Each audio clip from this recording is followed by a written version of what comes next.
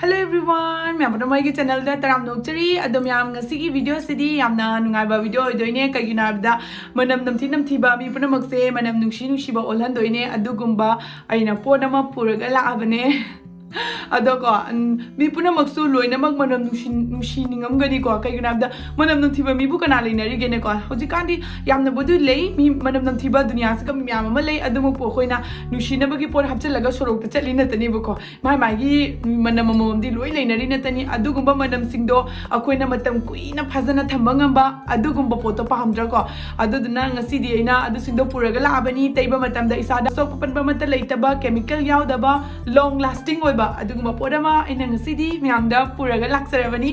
ado myamda uchere ado si myam agi one of my favorite perfume ni sigi brand se wow skin science ki ni aduga ko Darjeeling dew haibadi akoina Darjeeling gi wakhan ningjangan ba chatpa mak phangdraga su adugumba mapam gi manam chin ba haiba tare ko aduga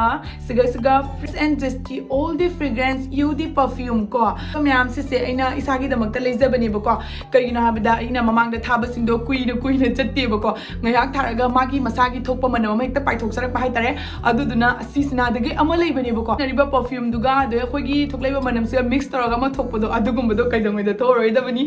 asigi sina magi masagi manam do matam punamakta thokna leidoiba long lasting su oidoiba magi manam se aduga khogi manam do ma di fattaba thoklakpa manam do mana phajallaga magi asingba manam se chakhaiba ngamba adugumba powerful perfume ni tana taisu hena phajaiba ko ado ucherake se aina ahan bada ko mai se magi packaging se ubada phajaman khidana smaina dum torga color se su phajadro ko siga magi smell ahum ni bako yaw se number 1 top note jaw se mandarin lime heart note na coriander peony base note na almost sandalwood adomaki kainong se sigiska lere makhamachu manam ahum ni bako perfume anamba dadi manam amom tangoy drasigi perfumes di manam ahum kagedana aduna sina phajala thamdoine aduna sigi se sina bada khoida yam sathina kana bo oidoine bu kamagi ingredients ngai su ai siga tholange asigi ingredients ngai se aina pabada yamna wana thoi adu mu yam sathina kana bani haibadi sigi ingredients ngai se akhoi gi haksang da tharaga hakacha by irritation lakpa khotpak mayama leidana ko adugumba do kaidongai da orre ado magi maram da yam thagatringai da manungi look se mu jengalake masak phajaba tana magul leibra haina su yengasi tan wow my packaging ko pa si yengo ba siga smaina pirak pane si jengo id my packaging se uba du yam sathina ngawe ahan ba look ta sida yengo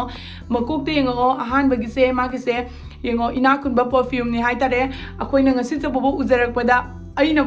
ujarak pada ngasi se bobo uden gi oi ba makhum ujadri aduduna se ina kun ba perfume ni aduna mayam noi leina ba hona ga tabani ba ko aduga siga magi makhong jalok thoge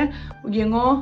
mi ka se wang di pot ka se wang chaurna masa ka se figure ta na phajadra ne ko khoi mi da su dungai ba mi da su figure phajaraga phajaba dumaina pot da su figure phajaraga phajai se yengo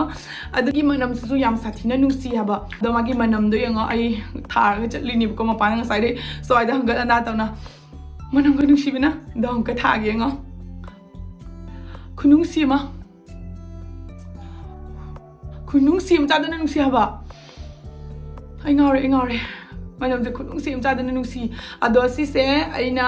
akoi nu pana ne ko asigi manam se phungba dagi ma sinage ento katha de manam no kaina doina losala thamine ba ko ari gum gi firaga harau dradine gi comment ne ai gi video gi makha de comment ro mu soidana ma gi harau doini sigi perfume je noina gi pining ba taraga su gi khara lik pa da su phangani aduga sisina khara chawbo re sidagi macha खतन तक तो बदसुने अदुसु फंगनी अदुगा लोइना सिगा मखन मंगा नि थोइ से मखन मंगा सिगा नोइना अपाम बदो खलो अदुगा सिगी मागी सिगी pot अइना लेजरी बसिदी को मागी पैकेजिंग सु फजबा मनम सु फजबा नुसिबा फजबा नते को मनम सु नुसिबा परफ्यूम से मिपुम खुदी मंगना सेगलाक्ता अमम कापा ग चटकदबनी युमदगी मपान थोकदबनी अदुगा हंजलकपा मतमदा ngasi din sima sisinabagi matau sung taroy amuk sisinakibaduna ngasi ayuktagina sanda pawba soidana maki legani haina aina mayam da thajaba piri